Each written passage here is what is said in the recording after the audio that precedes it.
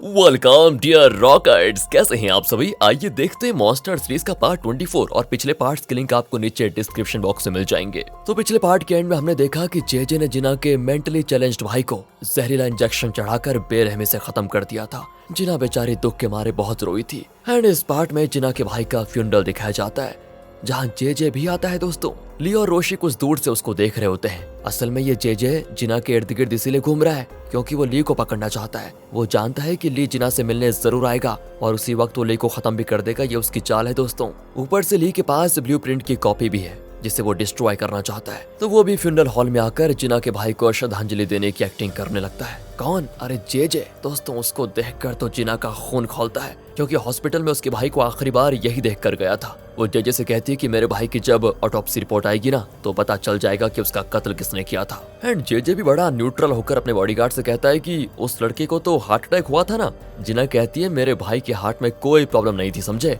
अचानक उसकी जान गई और मैं जानती हूँ कि किसी ने उसको जहर देकर मारा है। तभी दोस्तों वहाँ पर एक पुलिस ऑफिसर आता है जो ग्रे के हाथ में हथकड़ी पहनाकर कहता है उस लड़के के कत्ल के लिए तुम्हें अरेस्ट कर रहा हूँ मैं। एंड फिर वो जिना को भी अरेस्ट करने आता है। तो जॉन कहता है कि ये क्या बेहुदा मजाक है, मैं एक लॉयर हूँ और तुम ये बताओ कि जिना पर केस क्या है। पुलिस ऑफिसर कहते हैं अच्छा तो तुम वो लॉयर हो, मैं तुम्हें भी अरेस्ट करता हूँ। दोस्तों, यहाँ पर ये जेजे पता नहीं क्या करना चाह रहा था। वो हंसकर कहता है कि उन्हें छोड़ दीजिए, बस उनका फोन चेक कर लीजिए। पुलिस ऑफिसर भी उनका फोन चेक करके जेजे से कहता है इसमें कोई ब्लूप्रिंट नहीं है। मतलब दोस्तों, साफ पता चलता है कि जेजे के कहने पर ही ये पुलिस वाला यहाँ पर आया है। ये सारी चीजें होते हुए देखकर एंड्रयू समझ जाता है कि जिना के भाई को जेजे नहीं मारा होगा। तभी जेजे एंड्रयू से कहता है कि आगे से तुम जरा सावधान रहना। दोस्तों, अब जिना को भी पता चल जाता है कि इन सब में एंड्रयू का भी हाथ है। दूसरी ओर पैनी ली के बारे में सोच रही होती है। उसका असिस्टेंट कहता है कि तुम्हें बॉस बुला रहे हैं। पैनी कहती है कि तुम और कितने साल बॉस के लिए काम करने वाले हो, चलो ये सब छोड़कर हम कहीं चले जाते हैं।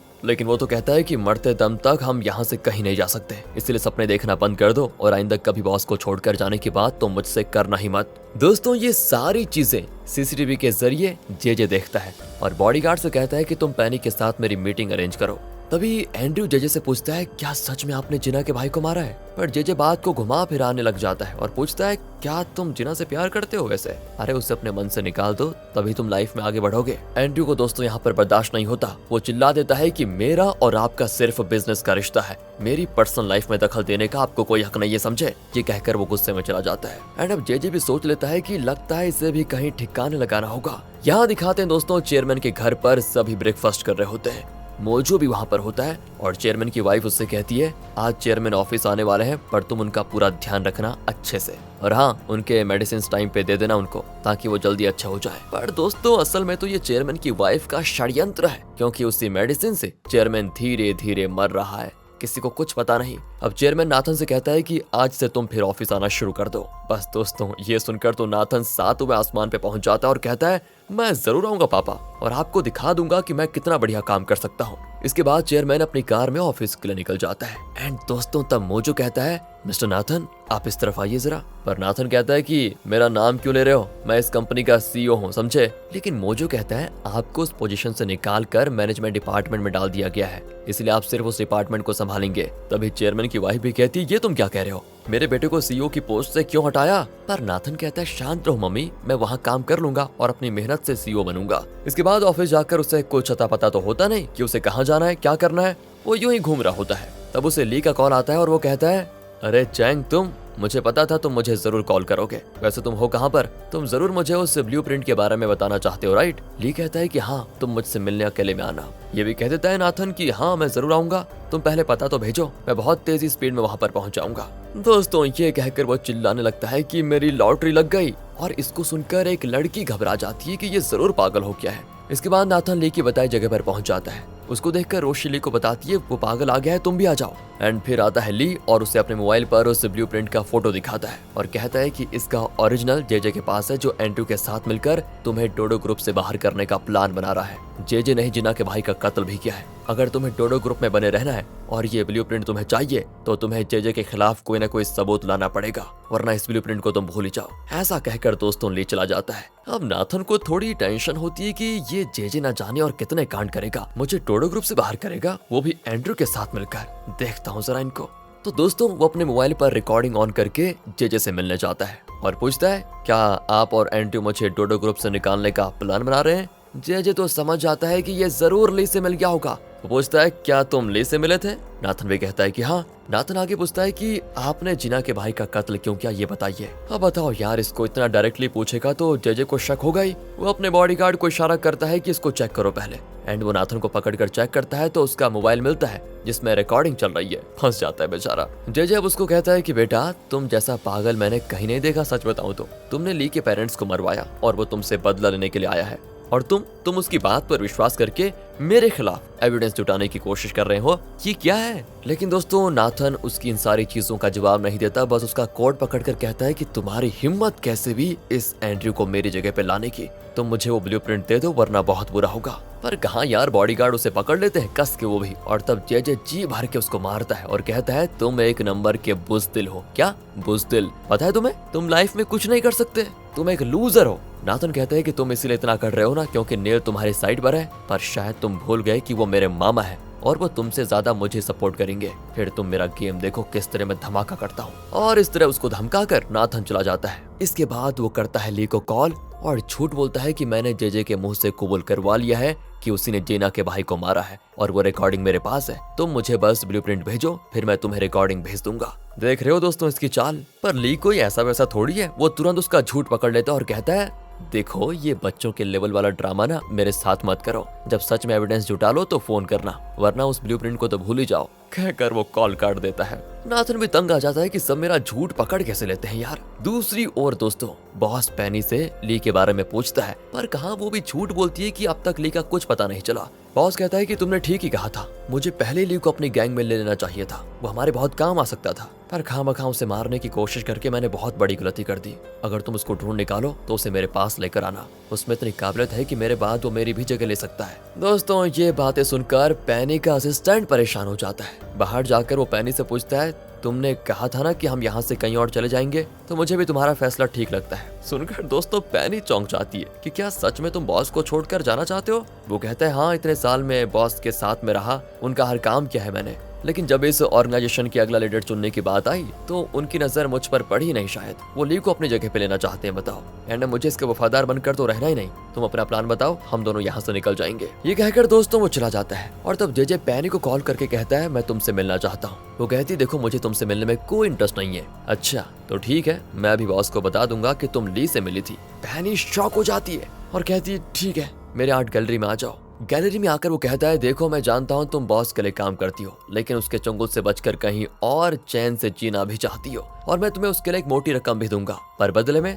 तुम मुझे प्रॉमिस करो कि ली के पास जो ब्लूप्रिंट है उससे बॉस कभी हासिल न कर पाए। बस ये काम कर दो, वरना मैं बॉस को तुम्हारे झूठ के बारे में सब बता दूंगा, फिर सोच लेना तुम्हारा क्या होगा। अब दोस्तों पेनी भी सोच लेती है कि ली तो उससे मिलने से रहा, तो जेजे का ये ऑफर लेना ही समझदारी है, इसलिए वो मान जाती है। दूसरी ओर जिना के भाई का क्रिमेशन होता है तो जिना खुद को कंट्रोल नहीं कर पाती। उसकी हालत एंड्रयू से भी देखी नहीं जाती क्योंकि वो जिना को बहुत प्यार करता है। जिना और जॉन अब एक कमरे में बैठे होते हैं और तब जॉन का आदमी आकर कुछ फोटोज देता है जिसमें जेजे और एक डॉक्टर साथ होते हैं। दोस्तों इसी डॉक्टर ने जिना के भाई की ऑटोप्सी की थी। ये लोग भी समझ जाते हैं कि जेजे ने ही कत्ल किया है और उसने ऑटोप्सी डॉक्टर को भी पैसे देकर गलत रिपोर्ट लिखवाया होगा। दूसरी ओर नाथन अपनी माँ के जरिए नील से बात करता है। चेयरमैन की वाइफ कहती है, हमारे बीच 1000 मतभेद हो पर हम एक ही खून है। जेजे ठहरा तीसरा आदमी। नाथन कहते, देखो मुझे कंपनी से बाहर करने के लिए उसने एंड्रयू को मैदान में उतारा है, आप भी उस पर विश्वास मत कीजिए मामा जी, और हाँ उसके पास जो ब्लूप्रिंट है वो आप मुझे दिलवा दीजिए। दोस्तों अब नेल भी अपनी बहन के बेटे के लिए ये सब करने का फैसला कर लेता है क्योंकि आखिर है तो एक ही खून वो। तो वो जेजे से मिलता है और कहता है, तुमने उस ब्लूप्रिंट को एंड्रयू के हाथ में देकर ठीक नहीं किया। चेयरमैन को एंड्रयू पर पूरा भरोसा हो चुका है, इसलिए तुम एंड्रयू पर विश्वास ना करो तो अच्छा ही होगा। एंड्रयू तुम्हें कब धोखा देगा ये कोई नहीं कह सकता, इसलिए तुम वो ब्लूप्रिंट नाथन को दे दो और नाथन के साथ मिलकर काम करो। अब जेजे भड़क जाता है दोस्तों कि मैंने कितनी मेहनत की है, कितना वक्त लगाया है इस पूरे प्लान में, और आप हैं कि झट से ब्लूप्रिंट को उस लूजर के हाथ में देने को कह रहे हैं। नहीं नहीं, मैं उसे कभी नहीं दूंगा। यहाँ दोस्तों नेल जेजे को लगभग धमका कर जाता है कि चुपचाप मेरा कहा मानो वरना अंजाम बहुत बुरा होगा। एंड फिर क्या था, जेजे टेंशन में एंड्रयू को कॉल करके कह देता है मुझे तुमसे अभी बात करनी है, जल्दी मेरे बार में पहुंचो। जेजे भी कार में बार की ओर निकलता है और जिना और जॉन दूसरी कार में उसका पीछा करने लगते हैं। अब जेजे बार में पी रहा होता है तो जिना उसके सामने उन फोटोज को फेंकती है जिसमें जेजे और डॉक्टर साथ थे। अब जेजे की हालत खराब, वो चौंक जाता है। जिना कहती है, वाह तुम क्या सोचते हो कि मैं कुछ नहीं जानती? ये प्रूफ तो सिर्फ एक शुरुआत है और मैं ये साबित करके दिखाऊंगी कि तुमने ही मेरे भाई का कत्ल किया है। तुमने जो जुर्म किया है ना, उसकी बहुत बड़ी सजा तुम्हारा इंतजार कर रही है। कहकर दोस्तों वो जाने के लिए मुड़ती है तो वहाँ पर एंड्रयू आ जाता है। जिना उससे कहती है कि सच बताऊं तो मैंने कभी नहीं सोचा था कि तुम इतना नीच काम करने पे उतर आओगे और इसके साथ मिलकर मेरे भाई का कत्ल करवाओगे, और मैं तुम्हारा मुंह तक नहीं देखना चाहती। इतना कहकर वो गुस्से में चली जाती है। एंड्रयू भी टूट जाता है और उन फोटोज को देखकर कहता है, तुम बहुत बड़ी गलती कर रहे हो जेजे। जेजे कहता है, उस लड़की के लिए तुम मुझसे बदला लोगे क्या? एंड्रयू कहता है कि जिना के लिए मैं कोई भी हद पार कर सकता हूँ, तुमसे बदला क्या, तुम्हें मार भी सकता हूँ। कहकर दोस्तों वो जिना को दिलासा देने जाता है। तो क्या था फिर, जेजे अपने बॉडीगार्ड से कहता है कि इसने खतरनाक मोड़ ले लिया है, अब ये मुझे ही अपना दुश्मन समझने लगा है, इसका अंत करना ही पड़ेगा। एंड्रयू आगे जिना से कहता है कि प्लीज मेरा विश्वास करो, मुझे नहीं पता था कि ये जेजे ने तुम्हारे भाई का कत्ल किया है। अगर मुझे पता होता तो क्या मैं उसको नहीं रोकता? तुम जेजे से बदला लेने के लिए मेरा इस्तेमाल कर लो, मैं तुम्हारे लिए कुछ भी करने को तैयार हूँ, पर प्लीज मुझ पर विश्वास करो तुम एक बार। दोस्तों जिना बिना कुछ कहे चली जाती है। यहाँ पैनी अब ली से मिलती है और कहती है, सुनो बॉस तुमसे मिलने को तैयार है, तुम खुद उसे ब्लूप्रिंट दिखा दो बस। ली कहता है, क्या तुमने उसे मेरी शर्तों के बारे में बताया? वो कहती है, नहीं तुम खुद ही बता देना, लेकिन हाँ मैं तुमसे आखिरी बार पूछना चाहती हूँ, क्यों ना हम दोनों इस ब्लूप्रिंट को लेकर कहीं और चले जाएं, हम चैन से वहाँ जी लेंगे। ली कहता, देखो मैंने तुम्हें पहले जो कहा था वो अब भी कह रहा हूँ, मैं तुमसे प्यार नहीं करता हूँ, मुझे फोर्स मत करो प्लीज। पैनी कहती, ठीक है तुम्हारी मर्जी। अगले सीन में आ जाइए दोस्तों। पैनी बॉस को बता देती है कि वो ली से मिली थी एंड ली उसे कॉल करके कहता है कि वो ब्लूप्रिंट मेरे पास है, वो मैं आपको देने को तैयार हूँ, लेकिन आपको मेरी बताई जगह पे आना होगा। लोकेशन में बाद में बताऊंगा। हाँ और एक और चीज, अपने साथ किसी एक आदमी को लेकर आ सकते हैं, उससे ज्यादा आदमियों को लाए तो मैं ब्लूप्रिंट को नहीं दूंगा। बॉस दोस्तों थोड़ा अकड़ कर कहता है कि क्या तुम जानते हो किससे बात कर रहे हो? ली भी कहता है, जानता हूँ, लेकिन इस वक्त आपको जिस चीज की जरूरत है वो मेरे पास है, इसलिए जैसा मैं कहता हूँ वैसा कीजिए। बॉस को भी उसकी बात माननी पड़ती है। दूसरी ओर पैनी का असिस्टेंट गन तैयार कर रहा होता है। लगता है बॉस और ली की मीटिंग के दौरान वो ली को खत्म करने वाला है, लेकिन पैनी कहती है उसे कि फिलहाल हमें ली को नहीं बॉस को मार डालना है, उससे मेरी, तुम्हारी और ली तीनों की प्रॉब्लम सॉल्व हो जाएगी। असिस्टेंट कहता है, लेकिन तुम जेजे के पास फंस जाओगी। पैनी कहती है, पर उसने तो ये कहा था कि वो ब्लूप्रिंट बॉस को नहीं मिलना चाहिए, अगर बॉस को खत्म कर देंगे तो वो मुझे कुछ नहीं करेगा। और दोस्तों इस तरह इन दोनों के बीच ये प्लान हो जाता है फाइनल कि बॉस को करेंगे खत्म। अब आगे दिखाते हैं कि बॉस अपने एक आदमी के साथ ली के बताए हुए लोकेशन की ओर निकलता है। पैनी तभी ली को इन्फॉर्म कर देती है कि वाकई में बॉस एक ही आदमी के साथ आ रहा है। ली भी लोकेशन पर वेट कर रहा होता है जहां पर बॉस भी आ जाता है दोस्तों। एंड कुछ देर के बाद पैनी और उसका असिस्टेंट गन के साथ तैयार खड़े होते हैं। ली बॉस से कहता है कि वादा निभाना तो कोई आपसे सीखे। वाह। बॉस कहता है, मैं वादे का बहुत पक्का हूँ। तो कहाँ है वो ब्लूप्रिंट? ली दोस्तों मोबाइल फोटो का प्रिंट आउट लाया था। वो कहता है कि मेरे पास यही है, ओरिजिनल तो जेजे के पास है। यही नहीं, इस वैक्सीन फॉर्मूले का ओनर यानी वो साइंटिस्ट डेविड, उसे भी जेजे ने मार डाला और मुझे उस केस में फंसा दिया। अब बॉस कहता है कि एक बात बताओ, सिर्फ इस कागज के टुकड़े के बल पर मैं तुम पर विश्वास कैसे कर लूं? ली कहता है कि मैं अभी साबित कर सकता हूँ कि सच क्या है। तो वो जेजे को कॉल लगाकर स्पीकर ऑन कर देता है और कहता है, सुनो जेजे, तुम्हारी शामत आ रही है, बता दूं तुम्हें, बॉस तुम्हें खत्म करने के लिए निकल चुका है अभी। एंड जेजे कैजुअली कहता है, अच्छा मुझे उल्लू बनाना चाहते हो तुम? मैं कल ही जेराल्ड से मिला था, उसने तो साफ बता दिया था कि ऐसा कुछ भी नहीं है। लेकिन दोस्तों अब ली उसको थोड़ा चिढ़ाने के लिए कहता है, तुमने डेविड का कत्ल करवाकर उसका इल्जाम मुझ पे लगाया ना, लेकिन मैं खुद को बेगुनाह साबित करके रहूंगा और तुमसे बदला भी जरूर लूंगा। पर यहाँ जेजे कहता है, तुम मेरा कुछ नहीं बिगाड़ सकते समझे, तुम खुद ही कुछ दिनों के मेहमान बचे हो, तुम्हारा आखिरी समय पास आ चुका है। एंड ये कहकर वो कॉल काट देता है। ये सारी बातें सुनकर बॉस शॉक हो जाता है और उसे ली की बातों का यकीन हो जाता है। वो पूछता है कि तुम्हारी क्या डिमांड है? सिर्फ यही ना कि मैं तुम्हें डेविड के कत्ल के केस से बाहर निकालूं और वैक्सीन फार्मूला से जो मुनाफा मिलेगा उसमें तुम्हें शेयर दूं। ली कहता है कि हाँ यही है मेरी शर्तें। बॉस कहता है तो फिर मंजूर है, पर मेरी एक डिमांड है कि तुम मेरे ऑर्गेनाइजेशन को ज्वाइन कर लो। ली पूछता है, आप मुझे अपना गुंडा बनाना चाहते हैं क्या? वो कहता है, नहीं, तुम मेरे राइट हैंड बनोगे, मेरी ताकत बनोगे तुम। अब ये सुनकर ली शॉक हो जाता है। तो दोस्तों वहाँ पैनी का असिस्टेंट बॉस के सीने पे एम करके रेडी होता है, लेकिन अचानक गन को ली की तरफ मोड़कर ट्रिगर दबाने लग जाता है। एंड पैनी जोर से चिल्लाती है और यहाँ पर पार्ट 24 का एंड हो जाता है दोस्तों। था ना दमदार पार्ट। पैनी के असिस्टेंट ने ली को शूट किया, ये बॉस को, और नाथन का क्या हुआ और एंड्रयू क्या करने वाला है, बस इंतजार कीजिए अगले पार्ट का। और आगे के पार्ट्स देखना चाहते हैं तो बस सीरीज की वीडियो को लाइक एंड ज्यादा से ज्यादा शेयर कीजिए। मिलते हैं आपसे अगली वीडियो में, ध्यान रखेगा अपना and finally thanks for watching.